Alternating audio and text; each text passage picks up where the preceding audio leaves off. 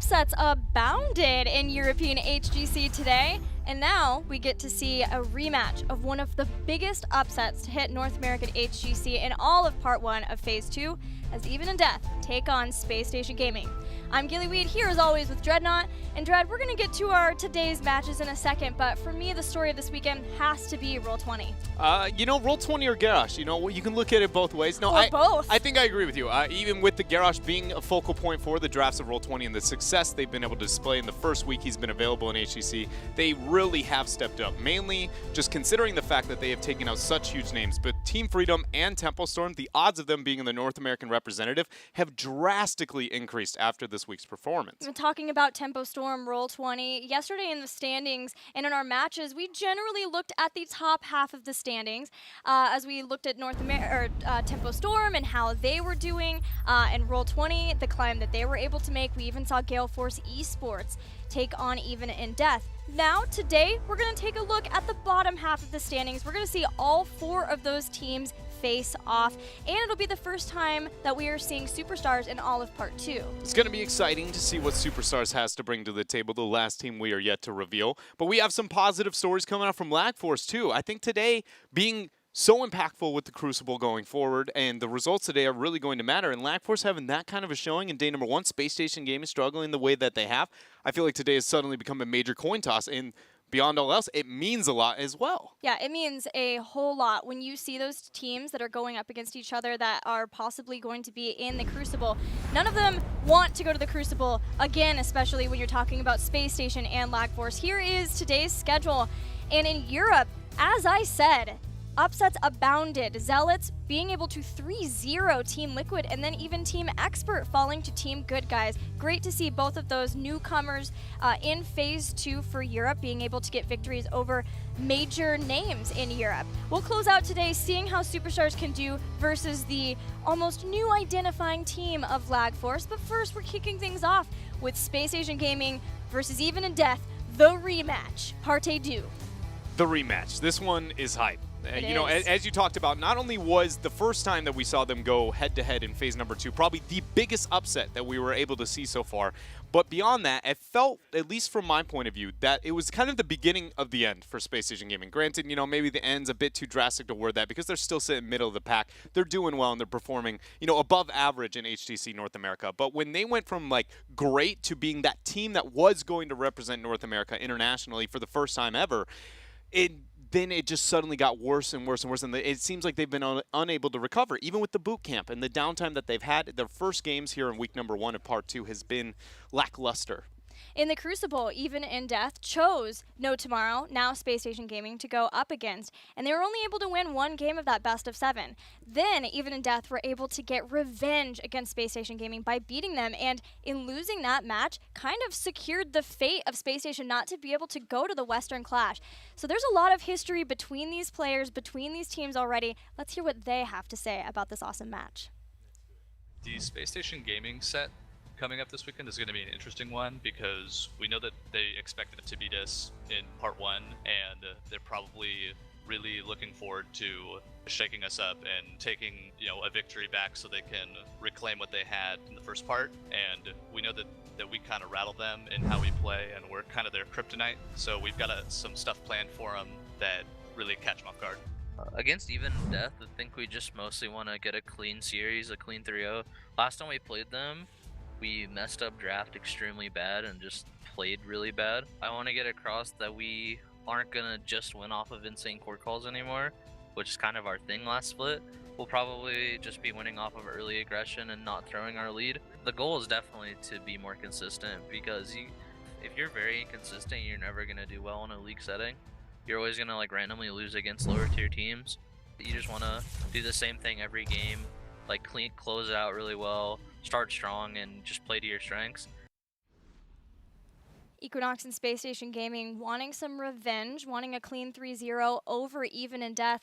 Unfortunately for them, though, they did lose to Lag Force on Friday. maybe preparing more for Even and Death since they lost that series, maybe not expecting Lag Force to come out and play as dominantly as they did, but that does mean that they're coming in with a far different mentality than they probably expected at the time that Equinox gave that interview. Absolutely. And on the note of mentality on the other side of the table, when we look at Even and Death, I find it a bit interesting in the words of Battery in that interview, using the kind of cross-reference of being the kryptonite, but then also wanting to catch them off guard. Because in my head, you know, how I view that is two different things. One is my presence alone is enough to weaken my opponents, right? And I know that's a little bit too direct. These are humans. It's not real kryptonite.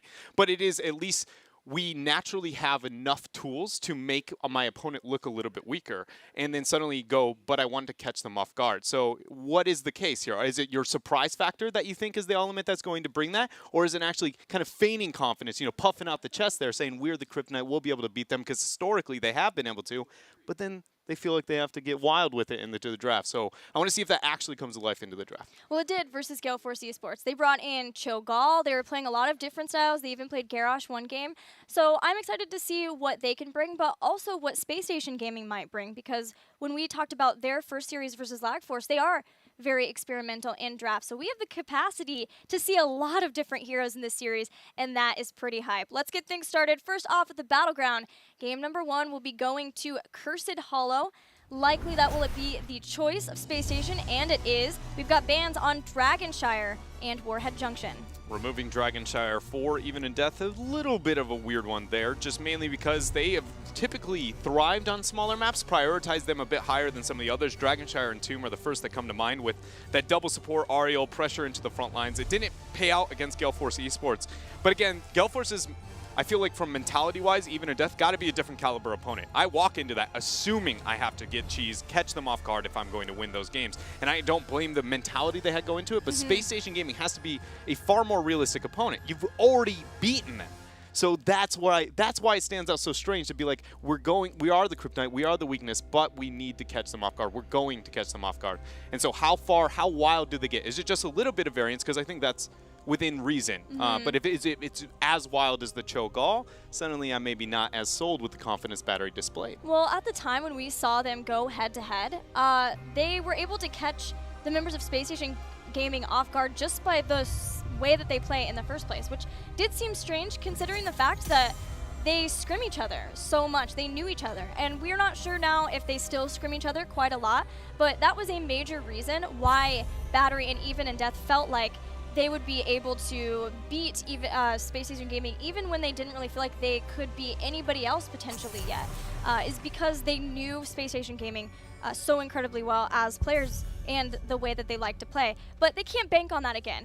If SpaceStation were thinking Even in Death is going to come in, and yeah, they might beat us sometimes in scrims, but they can't beat us in the actual tournament setting when there's a lot more pressure going, and then Even in Death proved that they did. Now there's going to be a lot more preparation going in, which is why we maybe are hearing Battery say that they need to make some sort of changes for the drafts. When looking at this draft already, I feel like this is a pretty smart direction Even in Death is going to be taking it. Greymane and Rhaegar are the response out of SpaceStation, but Abathur has been very, very successful all over the world as of late, especially on maps like Cursed Hollow. So I feel like, I mean, by no means this is huge. They're going to be able to win the game, but I feel like it plays to their strengths a little bit, especially considering it's big maps that they kind of fall off a little bit, but having that macro global to make up for things, because we know Even in Death can teamfight, and Abathur's a great teamfight hero. And he's great with Illidan, who has been one of the best and most successful heroes for Even in Death.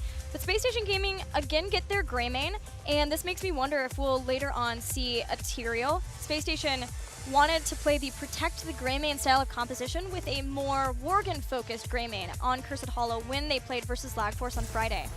There's Genji, so it's going to be the Genji Abathur pairing, and even a Chen to bring out their get threat onto the back line. So suddenly now the members of SpaceStation Gaming, when they see an Abathur Chen composition, how do I put this? Much like you see with just a traditional Genji, honestly, is you cannot ignore your backliners. They are going to be under a lot of pressure. They typically aren't going to be able to trade up into that hero. Once he gets the Abathur hat, he essentially beats every backliner. And so they need to be self-sufficient in being able to deal with the threat that he provides. The double clone is going to have.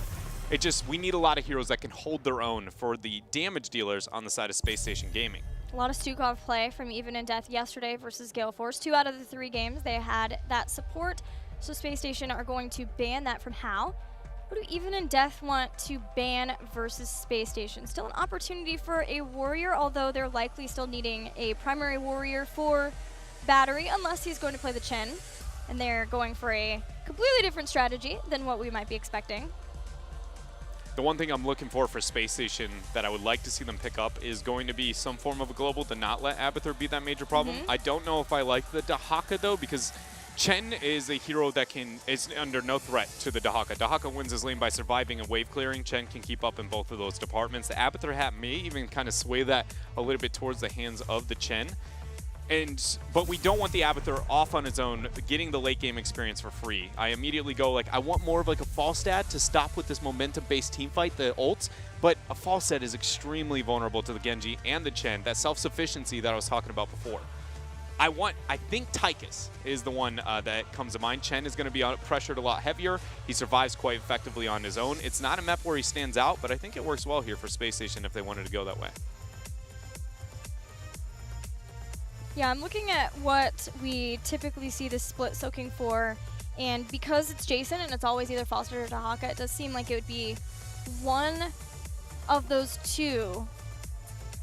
But Jason used to play Zagara back in the day. Maybe we'll see something change up like that. ETC, for now, is the warrior choice. Way of being able to disrupt Chen and drinking his brew. Not only is it a pretty solid disruptive hero, Chen doesn't necessarily provide any direct threat to frontliners. Like the matchup there is kind of just like, well, I don't care about you, you don't care about me. And in the long run, I would say that's better for ETC because he constantly has to second guess his positioning on the front line when he is pressured, which limits your capability of getting a power slide Mosh threaten if that's the direction you ever want to go. His positioning is very relevant towards the success because his initiation always puts him in a poor position. So not needing that your fear of the threat in the front line with only a Chen should allow SpaceStation gaming to be a bit more effective. Very melee heavy composition though for SpaceStation now. So what can Even and Death do to potentially abuse that? For one, Dragon Blade against a clumped up composition should be able to get a lot done. Spike Burst from Abathur's too. We're still waiting on the support and probably Battery's warrior. Used to play a lot of Arthas. Maybe a new Barak to be a potential ETC interrupt, but he's going to go with the Arthas and then they get an interrupt with Brightwing and Polymorph. Interesting choice to go in with the Brightwing as the support selection, considering Chen, Abathur, and Arthas all want long sustained team fights. The only hero that individually wants a fight to open up and end as fast as possible if the Abathur was on his own, but because he has Chen and Arthas, long sustained hat fights are really freaking strong with those heroes. But if you didn't have those, you'd be I'm going to clone and I want to take the fight. Brightwing works great in that style comp, so suddenly it feels a bit kind of back and forth on the half the team wants to do one thing, half the team wants to do another on the side of Even and Death. But it does deter that immediate counter momentum, disengage the clone play style because Arthas and Chen are great at hat targets, solid initiation going in. And, I mean, they're going to be something that SpaceStation can't ignore throughout this game. Yeah, between Chen, Arthas, those slows there, and then Brightwing with a potential Emerald one, there's a lot of way of being able to control the fights. And poke for a long time, they've got a lot of good poke for the tributes to get that time for Abathur, but still be able to disengage if necessary. Final pick, Lunara for SpaceStation Gaming. What do you think? It's going to make up for the Brightwing instant initiation opening. You know, it's really going to be able to punish her lack of overall healing output. So suddenly, again, that kind of back and forth side of SpaceStation Gaming's, Even in Death's composition, SpaceStation, that pick suddenly goes, you need to win the fight faster, effectively, and there's now a lot more pressure onto the Abathur whenever he gets the clone onto Genji, if that's the direction they go. I hope it's the direction they go. Actually, that's a really good talking point, is Arthas clone is when you want the long sustaining fight. So that is not going to play in well with that last pick, Lunara, and picking a backliner who is very vulnerable, but she's great at melee's long fights. So the double Genji is almost 100% the direction they have to manipulate because the Brightwing, the lack of healing, they don't win fights over 20 seconds. So open, get a kill, and it's the end of the day. And when they do that, their comp is amazing. A lot of pressure afterwards coming out.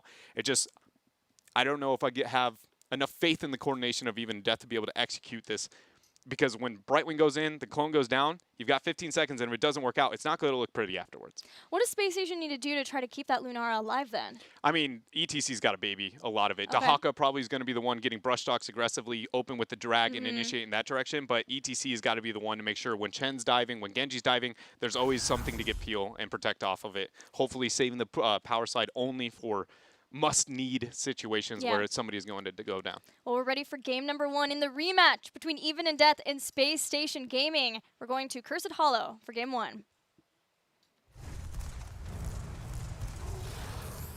Cursed Hollow, and we have here in the blue SpaceStation Gaming, Tiger JK representing on the Rhaegar. Casanova is going to be the ETC. We have Jason on Lunara. Equinox is going to be on the Greyman.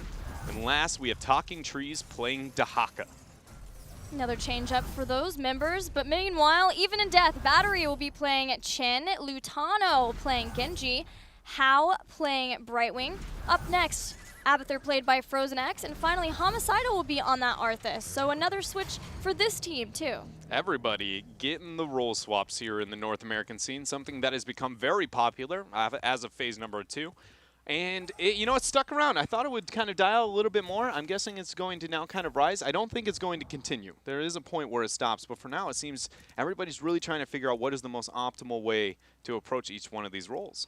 Yeah, the Trees Jason for me is probably the more interesting one than Homicidal Battery. It may just be that Battery feels like he is a better Chen player, and Homicidal has played some Arthas before, or vice versa, but then again, we've seen Battery play a ton of Arthas in the past. So I don't see that going any further than these two heroes. But looking at Dahaka, who has been for a long time played by Jason as the split soaker, one of the two globals of Dahaka are Falstad, and now Jason going back to range what he played before and putting trees on that Dahaka when he's played Lunara is quite interesting. We'll see if that is a continued development for them throughout the series or if it's just another one-off in this game. I also want to take a minute to take note of the laning decision-making coming up from SpaceStation Gaming. Into an Abathur composition, it's very common to want to take as many front walls as possible. Not having that body is going to be a disadvantage. Homicidal coming in, Howling Blast will connect here onto Tiger JK, drops one heal, goes into Spirit Wolf form, manages to make it out here. No first blood for Even a Death yet. Talking Trees. Trees stalks in. Equinox is there too. And they'll take out Chen even as Brightwing phase shifted in, which means there's going to be a little bit of time where SpaceStation Gaming has a lead on the laning setup, having each lane covered with their members. Homicidal's flanking again. They want to take this skirmish even after struggling. Drag ends up landing onto Lutano. Tiger's in a bad spot though. The Swift Strike coming in. Shuriken after Shuriken. And in the end, he does end up falling here, but Homicidal's not out of the riskiness yet. He's not going to make it out of here either. Casanova comes in with a beautiful face mount. Talking Trees and Equinox still chasing him even as the slow from Arthas makes them slower and slower. And SpaceStation Gaming get 2 kills for the one finally of losing Tiger JK. And a level lead this early on it's going to be annoying for Even in Death to try to deal with that. That is such a huge laning mismatch that SpaceStation Gaming has had here down below. To have the Lunara to be able to siege out in the long run. Talked about the Dahaka into the Chen and how it's kind of just a stalemate. Both people are like, I'll kill the minions, not worry about it. But Lunara very much can siege up effectively onto her own. Battery is going to get the teleport. Interrupt was there, but Jason, comfortable to walk away. Casanova might be in a bad spot. Lutano just going to get the poke. SpaceStation uninterested in devoting any more of their heroes than what they had to the tribute. Yeah, if Even in Death were just going to give it to them for free, they'll take it. But they have their eyes on loftier goals. That's to make sure that they have a lot of siege going on.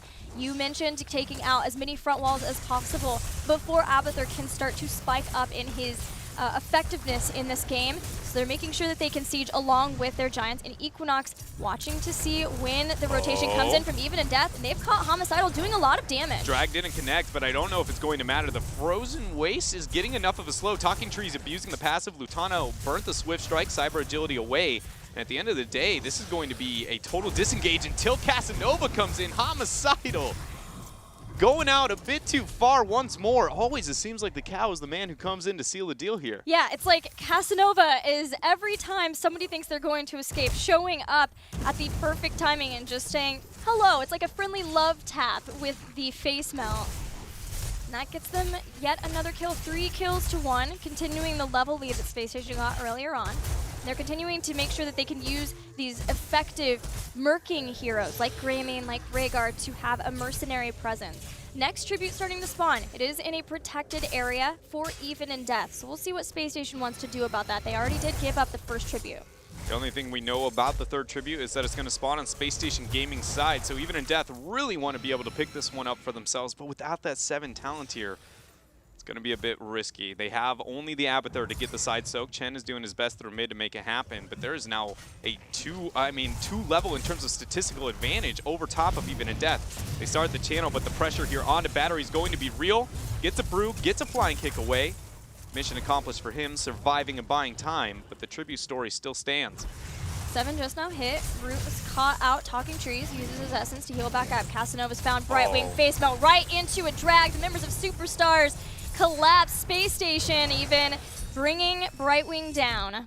Very well done there from SpaceStation Gaming. Now they at least balance out the tributes, and again, they're going to be sitting with a slight advantage over the next one, but the biggest advantage we have got to be highlighting is that entire level lead. This is what we talk about when looking at Abathur compositions. You can expect to struggle in the experience of the earlier stages. It's whether or not the opponents can stall it out long enough to be able to catch up in that experience and suddenly get, you know, the double Genji problem that about everybody at home, everybody in this game is a bit afraid of. Mule now available for Chen. Battery caught with 3 members of SpaceStation. Casanova continuing to be the bane of existence for even in death. They rack up the kills prior to level 10 and set their eyes on getting the first boss of the game. I was very surprised that SpaceStation Gaming was able to get the lead as heavily as they have here over even in death, because if you remember early on, before all the wild action's been going on, I wanted to talk about the 2-1-2 that they decided to move into. It's very uncommon into Abathur compositions to actually pick a 2-1-2 because normally you have an advantageous laning situation. 2-1-2s are done to stop the bleeding, not to be the playmaking squad. In the long run, because even in Death's been deathballing so heavily throughout this game and not really making too much happen in the window, and more importantly, getting caught at a lot of different points in time, it's really essentially SpaceStation Gaming, even though maybe not having the best optimal laning situation to punish the Abathur, it didn't matter. Well, that kind of comes down to even in death, maybe not playing to their composition that they've drafted too. Yeah. Yeah, they're looking for a lot of early kills or trying to show up when SpaceStation shows in a lane for their own picks. But in doing that, sacrificing several times on the lane put them quickly in a level deficit that has just gotten further and further behind. Now they're facing a boss that's pushing directly toward keep towers.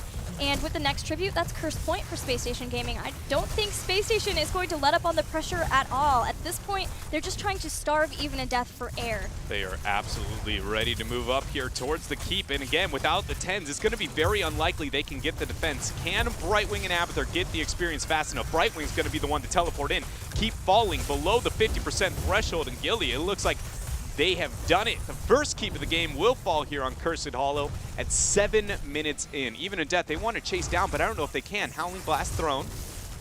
They have their heroics still waiting on Chen. Wandering Keg chosen for Battery. The clone goes in. Frozen X puts a lot of damage on Tiger JK, who's in Ghost Wolf form and still making sure to run away. Drops the totem for the heal. Howling Blast, Burrow. Watch the mosh here, though, because this is a funnel that even in death may want to second guess themselves on. Power Slide comes out for Casanova. The knockback's there, and immediately Genji is punished. Clone is now dead as well. Army of the Dead, Popper Homicidal. He's trying to cut away, and the barrel's buying a bit of room. Tiger JK now stuck onto the wrong side. Casanova waiting on his mosh pit. He drops it now. He gets the peel, and that is another kill for SpaceStation Gaming. Not only did it give them a kill, but Casanova keeps his Rhaegar alive off the brink of death. But a tribute spawned, and even in death, at least we're able to buy enough time to allow Frozen X to get the tribute. Respect the meal. Drag. Perfectly done. So why you saw him hold on to the drag as long as possible is purely because you only want to use the hard CC to make sure you interrupt the burrow. Otherwise, there's a small fraction chance where Abathur actually gets out of there. So very well done here from the members of SpaceStation. It's small stuff like that that really does end up mattering. Like yesterday when we saw Glorong in Hot Pursuit throwing out the Cursed Bullet while he's in Worgen form, knowing that's going to be the reset into Worgen form again. I mean, that stuff is what seals the victories of Heroes of the Storm competitively. But the biggest thing we have got to focus on here on this game is got to be the 13 talent tier, and more importantly, the curse point for both sides. This is going to be a tough one for even in death if they're going to hold their own over this next tribute, because we have to remember there's very little counterplay. Both bosses have been consumed. Both bosses have been consumed. SpaceStation has 13 ahead of Even and Death, and Even and Death have already lost a keep. That's something that they have to keep dealing with, whether it's going to be Brightwing in that lane so that they can allow Abathur to still push out on the lane. The more structures you take away from Abathur, not only the harder it becomes for him to safely soak, but the less effective he becomes. Now Trees is stalking in, Homicidal going in, even though they don't have 13, Even and Death are desperate to not let SpaceStation get a curse. Unfortunately for them though, they've already lost Arthas. And they have already lost the Brightwing after that very quickly. The barrel comes out from Chen, but it's only trying to just keep the members of Even and Death alive, and it's not seeming to do too hot. Ancestral connects onto Jason. Lutano is on full retreat, but Lunara's poison. Jason is going to get 4 for nothing in terms of this wipe. A curse is short to follow. And with that keep already down on bottom, this is now SpaceStation's game to just absolutely open up the map. I'd be surprised if a single structure stands after this curse. And whereas Equinox had only had a couple of Wizened Duelist stacks before that, now he is sitting at 8, nearly capping those stacks with a lot more additional attack damage. We saw it yesterday, or saw it Friday versus Lag Force, and we're seeing it again. This team is playing a lot more of the aggressive Worgen form of Greymane of old. If Even and Death is going to find a way to come back in this game, it has to be before the 16 windows hit. But with that power slide, the drag, Battery, nowhere else to go. And now the keep is going to be the focus here for the members of Even and Death. 16 Talontiers locked in. They might even go for core. SpaceStation is going supernova with these combos. The power slide face mount right into drag. There was a lot of issue of synergy for them when they played Lag Force, but this looks like they have figured it out. They're playing so well together. They power slide back in, shoving Genji into all of the members of SpaceStation, and with that 2 additional kills, Battery comes out trying to barrel back, kegging to his core. The core's health. And the shielding is starting to fall. Mosh pit drops, but it's not even going to be needed. The shielding on the core is already down. Even and Death is going to fall, and SpaceStation Gaming takes game number 1 on Cursed Hollow. With a 4-level lead, 5-level lead, and 16 kills to 1. Like to say it was close, but honestly, that just would not be true. That was just a dominant performance from SpaceStation Gaming. And it is what Equinox promised for us too. They Yep. planned to get ahead in the early game and be able to just play a clean game from beginning to end, and had no difficulty on Cursed Hollow doing that. They didn't have to make any wild core calls, and they still have that tool at their disposal if it's necessary, if they need to be able to make something like that in order to guarantee a victory in the game. But it's nice to see that they're trying to make sure that they're not reliant on that type of strategy as being the only way for them to be able to secure a victory. I think it was also cool that in the interviews, we heard Equinox say we're going to win through early aggression, and they got pick after pick. I mean, I do think there is a bit of compositional weakness in that avenue for Even and Death, so it makes sense that we see a couple more picks here and there. But SpaceStation Gaming was forcing the hand over those first couple of minutes, and so not to take away what they were able to do in those games, it's just Even and Death took a very hard composition to run and just was unable to do it. All the things that you would be like, I really want to avoid this, pretty much was met the check mark for SpaceStation. Well, we saw some fantastic synergy and play, ETC play from Casanova, extremely clean between him and Talking Trees. So let's take a look at some stats comparisons between the 2 Warrior players. We talk about Battery and Casanova. Casanova, fairly new to the Warrior role, just now with Phase 2, so that Equinox can come in and play his old role of melee. Meanwhile, Battery has been playing Warrior for a long time in the NA scene, Dread. The thing that stands out for me when looking at the numbers has got to be the kill participation, especially when considering the Warrior role. They oftentimes are the ones ganking into the early games and mid-game because they have the hard crowd control, the gap closers to make it happen. And so it just shows not necessarily the individual here saying that Battery is 8% in that avenue weaker, but it shows that when SpaceStation Gaming goes in for the kill, the odds of them getting it, especially in those early stages, it's working. And I feel like that last game, it's a prime example of displaying why, you know, we see the kill participation being that separate. Yeah, it was like maybe Homicidal can get away this time. Maybe somebody can get away. They're making the right rotation to run away, and he's got the Frozen Tempest down. And then all of a sudden, a wild cow shows out from nowhere and just throws him back right into the team. But the siege damage for Battery was slightly higher too, and we know that yesterday when Even Death played Gale Force, they weren't afraid to run the solo Leoric Warrior on Tomb of the Spider Queen, and he was trying to make sure that he was still split soaking. So it might just be too that the way that he approaches the warrior role, he being battery, is a little bit different. We even saw that in the last game, allowing the what you would probably consider the primary warrior, the ones with the crowd control, the control over the fights, to be played by Homicidal, and he was playing Chen. And even beyond that, the build was a little bit, I won't say unconventional for Chen's, because he does technically, I think, have 3 mainstream builds, and he's such a rare pick that you get a little bit of everyone. But I mean, going into the old school Donkey Kong build into that game was something that we don't often see anymore. It's more Wandering Keg. Yeah, and so we do see some attempt of innovation coming out from Battery in the role itself. Well, game number